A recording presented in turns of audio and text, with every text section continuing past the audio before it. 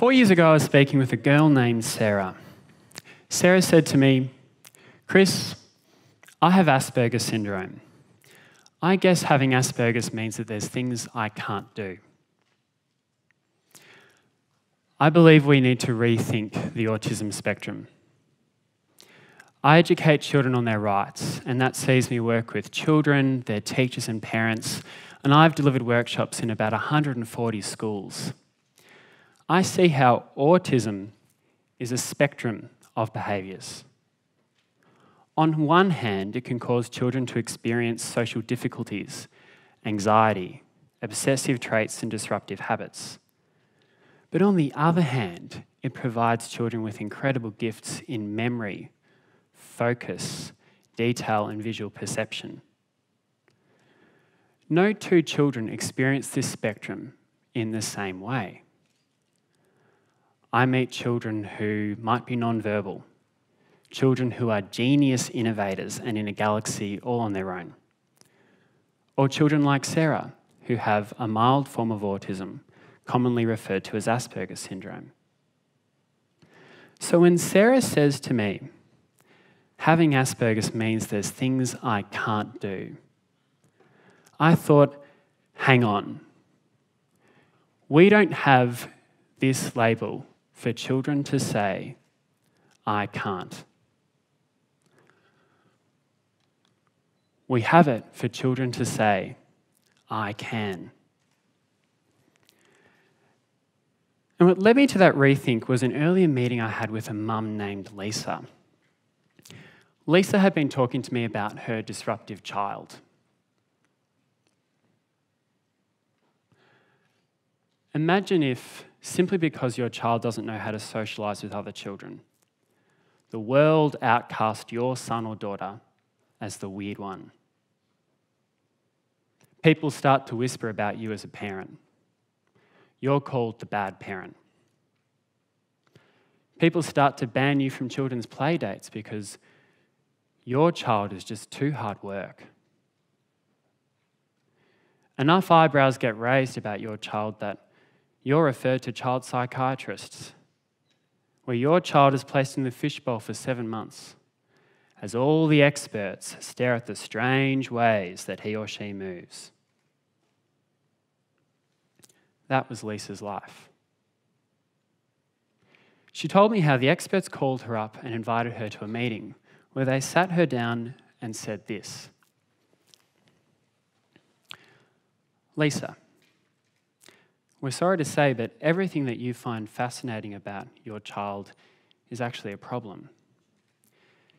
Everything that you thought you were doing right about your parenting, you're actually doing wrong.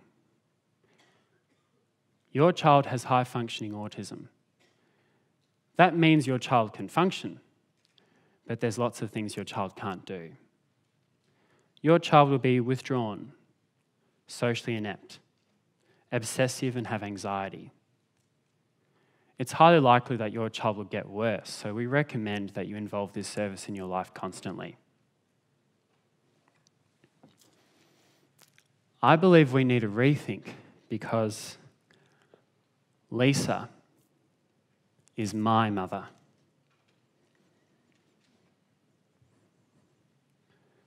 And I am that child on the autism spectrum. I am living and breathing her rethink. What my mum did for me when I was growing up was she wielded this quiet magic around me.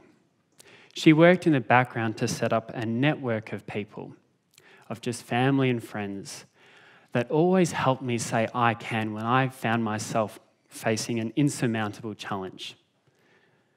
They were the people that always worked on my gifts and helped me control my difficulties. Now, she used my label, high-functioning autism, to alert my primary and secondary teachers of the type of learning environment that would most enable me. And with me, every film she made me watch, every book she made me read, had this I can ethos to it. My childhood was full of stories of children that had overcome adversity. Now, this was no dream for Mum. I certainly was no picnic. I asked her recently, just how bad did this get? That's a very dangerous question to ask your mum. And she said, well, Chris, there was your finger painting. And I thought, what was so different about my finger painting? And she said, well, Chris, you did finger painting with your own feces. And I thought, whoa, I had that reaction.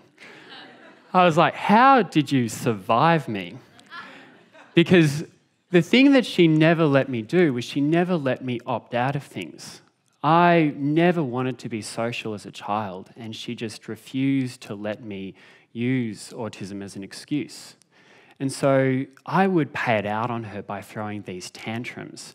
And they weren't just your typical child tantrums, it would involve the whole household. One of them was so bad that simply to avoid from throwing me through the window, she picked up my school bag and threw it across my bedroom, and it managed to go through my bedroom wall. And I shut up after that one. Now, when my family reached their exhaustion threshold, I would be sent to the refuge of my grandparents. And my grandparents had this wonderful impact on me. My grandmother researched exercises that would help me with my anxiety. And look, I still use those exercises today. My grandfather knew that I would have a panic attack at the thought of playing social sports like football and cricket with other children. And so he worked on my motor skills. He taught me sports in private. And even though he was permanently in a wheelchair, he used his mind and his humour to enable me to feel confident in my own skin. At school, it would have been safe to call me 9 going on 90. My brother Stephen, he read Aladdin, and I read encyclopedias. I had this fascination with plotting the different royal families of Europe, and I managed to do it from the 14th to 19th century. And I had distilled it down into this incredibly visual and detailed chart. And so when my grade 2 teacher, Miss T, set an assignment, I marched this chart up to her because I just felt I have found a new way of seeing the last millennium. No wonder we have so many revolutions and conflicts. These families are way too connected, small community, completely out of touch. And so when I took it up to Miss T, she said, oh goodness, Chris, doesn't this chart look interesting? But darling, our assignment is on winter. Would you mind drawing what winter looks like?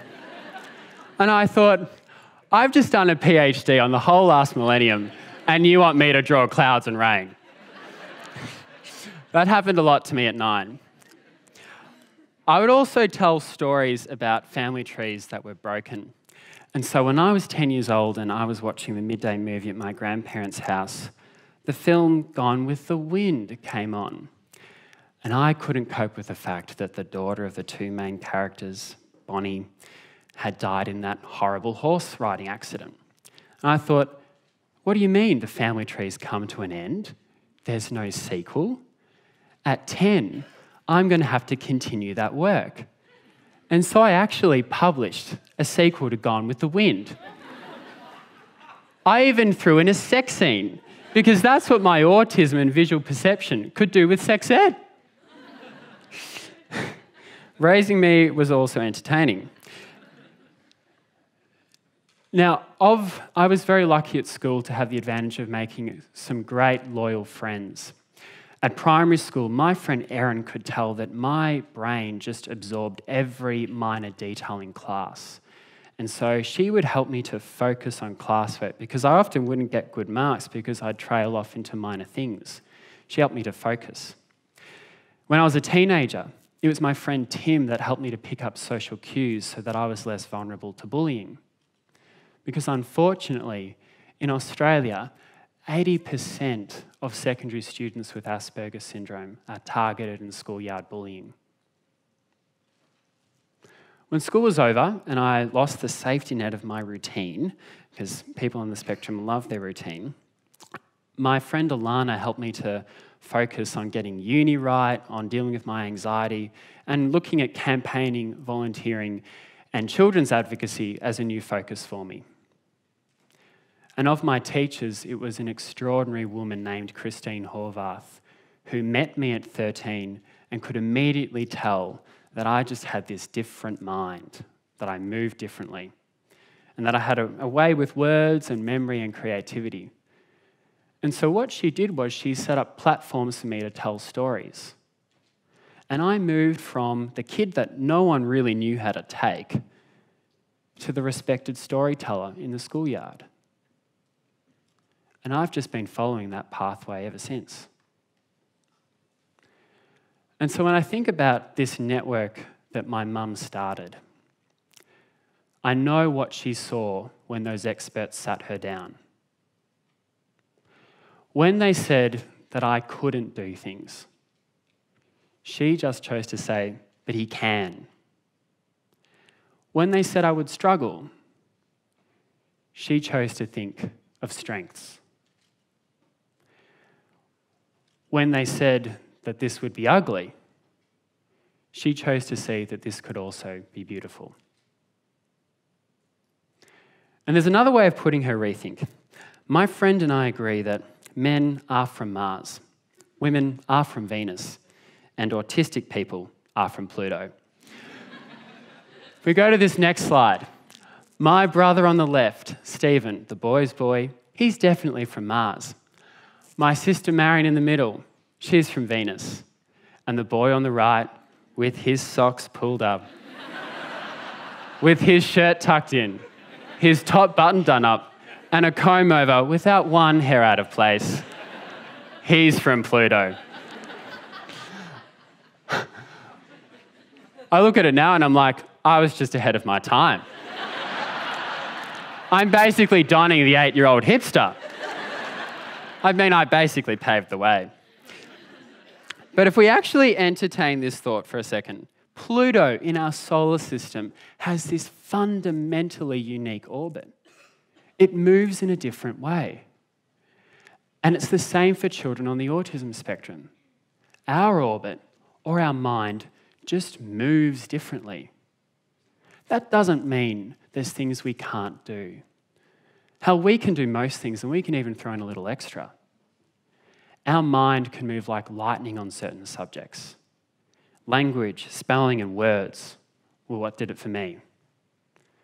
But our mind, our orbit, can sometimes take longer to adapt in the area of social skills, but it does adapt. I can't tell you how confusing my literal mind found sarcasm as a kid. Let's just say you could take a joke a long way. And so I realised that when Sarah said to me, I guess having Asperger's means that there's things I can't do, that she's in an environment where people stare at her different orbit and point at it as a deficit. Whereas I came from an environment where my brave mother removed my disorder by creating an environment free of the stigma that would inhibit me. 20 years has passed since I was diagnosed. Experts no longer talk to parents like that. Health innovations have come a long way.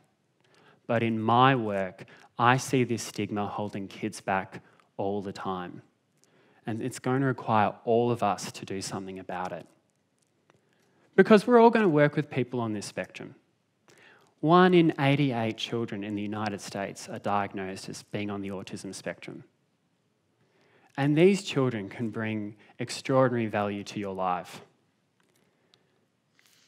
Here is Leonardo da Vinci. Author Michael Gelb has researched da Vinci's life, looked at the way he gathered notes, his visual perception, his detail and focus, and concluded that this man was far advanced on the autism spectrum. Look at the value he gave us. The Renaissance. Now, the lesson from da Vinci's life is not that every child on the autism spectrum is going to be exactly like him, because they can't be. It's a very broad spectrum. The lesson is, though, that this man had a network of people around him that worked on his gifts and helped him control his difficulties. That network, his I Can network, started when his father, Piero, took his son's paintings to a painter friend named Verrocchio and said, "Look at what my son is doing." And Verrocchio looked at these paintings, and instead of pointing a finger at a different orbit, he said, "Bring me into that orbit." Now consider this. Do you think if Da Vinci was born today, he would be able to do now what he did then? I worry that our tendency to mark kids, to label, to hold them back, is stifling the Da Vincis of today. And so this is where we can all play a role. We all have a role in a child's I Can network. If you're a child or young person on this spectrum, hear me. Never let a label limit what you're capable of. Use this spectrum to create your own label. If you're a parent or grandparent, your child is special. They're just leading a focused life. Be confident with the quiet magic you can wield to bring out their gifts. Or raise a child who's a loyal friend to one of these children. And if you're a teacher, create those platforms that make these children socially visible and respected in the schoolyard. And I promise you, when you find your role in a Kids I Can network, there is nothing like the sight of watching one of these children transform their orbit from a place of frustration, failure, and shame into a place of confidence. You watch them move from the prison of self-doubt to the freedom of self-belief. And to my mum who's here today, thank you for that freedom.